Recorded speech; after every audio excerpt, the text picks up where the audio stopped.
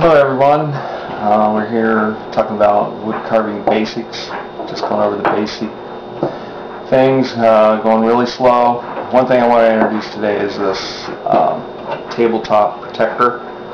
You can see I have a 2x2 piece here with these grooves are at a 45 degrees so you can hold your wood, especially if you've got a board or something like that you're carving on. And then on the bottom you got another 2x2 piece across the bottom so that you put that down on your table, you're protecting your table, you're making everybody in your house happy, so you're not putting your knife into the regular table. So it's a nice little thing you can make up to hold your work.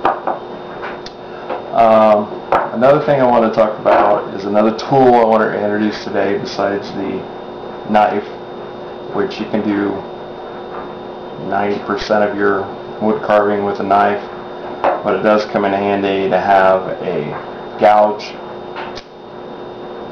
This is about a 3/4 inch gouge. It's kind of flat. It doesn't have a really deep curve on it.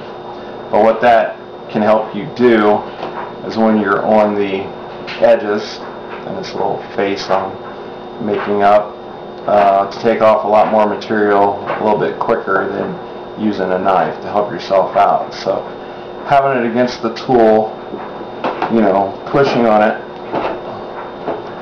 is one way of doing it. Make sure your fingers are out of the way, and you can take off a lot more wood this way. You can see just in a few strokes how much I took off there.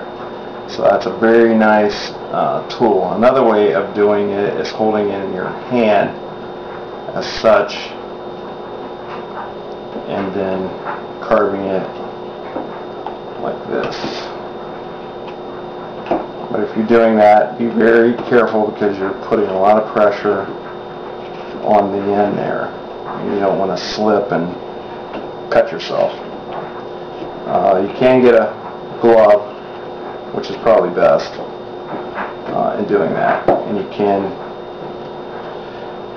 hold it down onto the table while you're doing the cutting. So the main thing is getting your material off as quick as possible. You can do it with your knife,